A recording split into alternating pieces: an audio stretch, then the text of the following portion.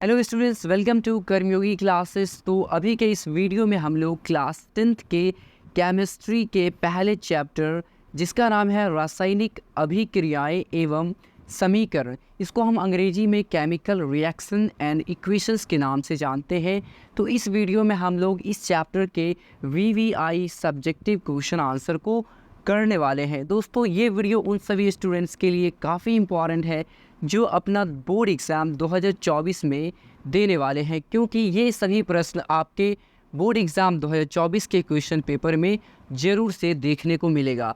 तो इस वीडियो को आप लोग अंत तक ध्यानपूर्वक देखिए और हो सके तो इन सभी क्वेश्चंस को नोट डाउन भी ज़रूर कर लीजिएगा। और हाँ, अगर आप हमारे इस चैनल पर पहली बार आए हो तो चैनल को सब्सक्राइब ज़रूर करना और इस वीडियो को अपने दोस्तों में शेयर ज़रूर करना। तो चलिए इस वीडियो को हम लोग बहुत ही अच्छे तरीके से हर एक क्वेश्चन को समझते हुए चलेंगे। तो चलिए शुरू करते हैं। देखिए, हमारे सामने पहला क्वेश्चन आपसे पूछा जा रहा है कि लोहे की वस्तुओं को हम पेंट क्यों करते हैं। देखिए, पूछा जा रहा है कि हम लोहे की वस्तुओं को कलर क्यों करते हैं।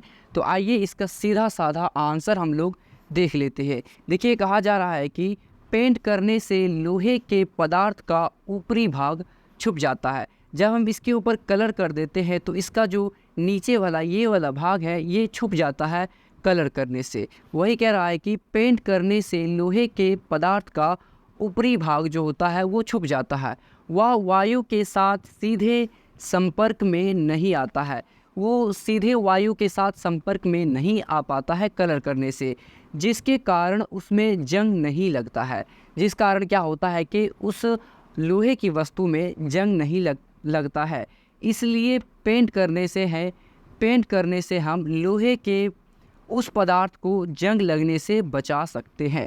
तो देखिए, सीधा साधा सरल इसका उत्तर ये है कि हम लोहे की वस्तुओं को इसलिए पेंट करते हैं ताकि उसके ऊपर जंग ना लग सके। यहाँ पर आप देख सकते हैं इस इमेज में कि इस वस्तु पर, इस लोहे की वस्तु पर जंग लगा हुआ है। अगर हम इसके ऊपर पेंट कर देते हैं तो इस पर जो है सो जंग नहीं लगता है। आशा है आपको ये प्रश्न बहुत ही अच्छे तरीके से समझ में आ चुका होगा। चलिए आगे बढ़ते हैं सेकंड क्वेश्चन की ओर। देखिए, सेकंड क्वेश्चन है आपके सामने। कह रहा है कि प्रकाश अपघटन अभिक्रिया से आप क्या समझते हैं। आपको यहाँ पर बताना है कि प्रकाश अपघटन अभिक्रिया जो होता है वो क्या होता है। तो आइए हम लोग समझते हैं कि प्रकाश अपघटन अभिक्रिया जो है सो क्या है। देखिए, प्रकाश अपघटन अभिक्रिया का अर्थ होता है कि जब प्रकाश अपघटन अभिक्रिया वह अभिक्रिया है जिसमें कोई यौगिक के बड़े अणु प्रकाश ऊर्जा की उपस्थिति में टूटने से दो या दो से अधिक पदार्थ बनते हैं जिनके मूल यौगिक के गुण से बिल्कुल भिन्न होते हैं। देखिए, पहले हम समझते हैं कि अपघटन का अर्थ क्या होता है। देखिए, अपघटन का अर्थ होता है कि किसी बड़े यौगिक का टूट करके दो या दो से अधिक पदार्थ में विभक्त हो जाना, वही क्या है, अपघटन। और प्रकाश अपघटन का मतलब ये हुआ कि प्रकाश की उपस्थिति में उस यौगिक का अपघटन होना। अर्थात आइए समझते हैं कि प्रकाश अपघटन वह अभिक्रिया है जिसमें बड़े यौगिक प्रकाश ऊर्जा की उपस्थिति में टूटते हैं। जब प्रकाश ऊर्जा की उपस्थिति में अपघटन अभिक्रिया होती है तो उसे हम क्या कहेंगे, प्रकाश अपघटन अभिक्रिया। आइए इसको हम एग्जाम्पल से समझते हैं। देखिए, यहाँ पर लिखा है कि प्रकाश ऊर्जा द्वारा अपघटन किस प्रकार से होता है। देखिए, जब प्रकाश ऊर्जा की उपस्थिति में सिल्वर क्लोराइड रखा रहता है तब ये प्रकाश ऊर्जा की उपस्थिति में टूट करके सिल्वर और क्लोराइड और क्लोरीन का निर्माण करता है। जब ये प्रकाश ऊर्जा की उपस्थिति में रखा रहता है, जब सिल्वर क्लोराइड प्रकाश ऊर्जा की उपस्थिति में रखा रहता है तब ये टूटकर विभक्त हो जाता है। किस में, तो देखिए यहाँ पर सिल्वर और क्लोरीन में ये विभक्त हो जाता है। यही है आपका प्रकाश अपघटन अभिक्रिया जो प्रकाश के उपस्थिति में होता है। आइए, ये प्रश्न भी आपको अच्छे से समझ में आ चुका होगा। चलिए नेक्स्ट बढ़ते हैं तीसरे प्रश्न की ओर। देखिए, तीसरा क्वेश्चन है आपके सामने कि वियोजन अभिक्रिया से आप क्या समझते हैं। देखिए वियोजन अभिक्रिया, यहाँ पर आपको बताना है कि वियोजन अभिक्रिया क्या है। तो आइए समझते हैं। देखिए वियोजन अभिक्रिया क्या है। देखिए जब एक बड़ा यौगिक टूटकर दो या दो से अधिक यौगिकों में परिणत हो जाता है तो वैसी अभिक्रिया वियोजन अभिक्रिया कहलाती है। कहने का मतलब है कि जब एक कोई बड़ा यौगिक टूटकर दो या दो से अधिक यौगिकों में बदल जाता है तो वैसी अभिक्रिया वियोजन अभिक्रिया कहलाती है।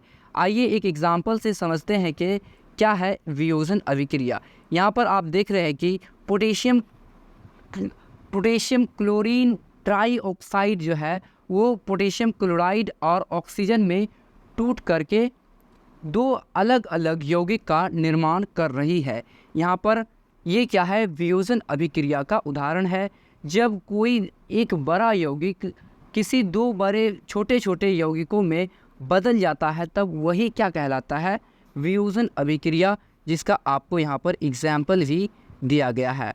तो आशा है ये प्रश्न भी आपको बड़े ही अच्छे तरीके से समझ में आ गया होगा। आइए आगे बढ़ते हैं। देखिए चौथा प्रश्न है, कह रहा है कि प्रतिस्थापन अभिक्रिया कि प्रतिस्थापन अभिक्रिया क्या है, उदाहरण दीजिए। देखिए प्रतिस्थापन मतलब क्या हुआ, प्रतिस्थापन सबसे मतलब होता है कि एक जैसे कि कोई एक यौगिक से किसी एक तत्व को हटा देना, प्रतिस्थापित कर देना। तो आइए हम समझते हैं कि प्रतिस्थापन अभिक्रिया क्या होती है।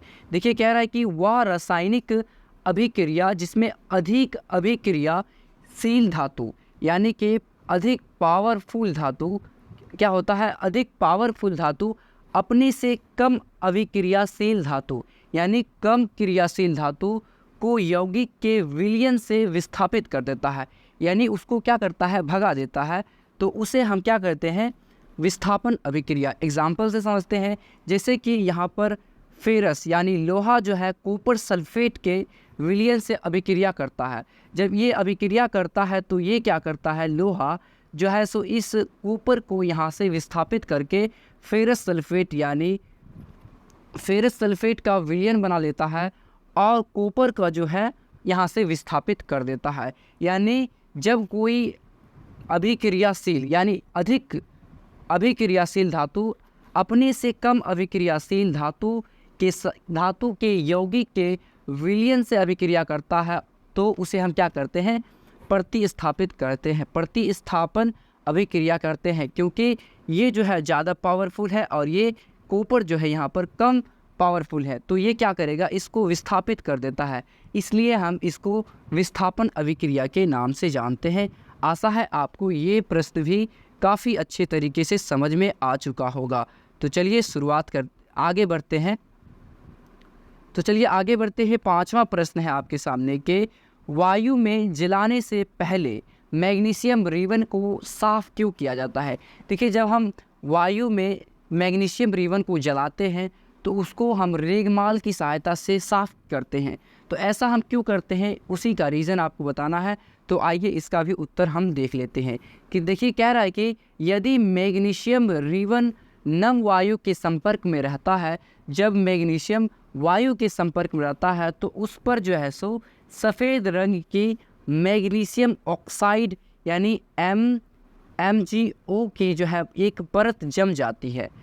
यह परत जो होती है वो मैग्नीशियम के जलने में अवरोध उत्पन्न करती है या फिर पैदा करती है, यानी मैग्नीशियम रिबन को जलने में कठिनता उत्पन्न करती है। इसलिए जो है मैग्नीशियम रिबन को पहले हम रेगमाल से साफ़ करते हैं ताकि मैग्नीशियम जो रिबन है वो अच्छे से जल पाए। तो देखिए दोस्तों, ये रहा आपके केमिस्ट्री के पहले चैप्टर के 5 most important VVI subjective question answer. VVI जो आप 5 स्टार भी लगा सकते हैं। ये क्वेश्चन आपको 2024 के एग्ज़ाम में देखने को अवश्य मिला होगा। तो दोस्तों कैसा लगा ये वीडियो आप हमें कमेंट करके ज़रूर बताइएगा और अपने इस वीडियो को दोस्तों में शेयर ज़रूर कीजिएगा। तो मिलते हैं किसी नेक्स्ट वीडियो में ऐसे ही क्वेश्चन आंसर के साथ। तो तब तक के लिए धन्यवाद।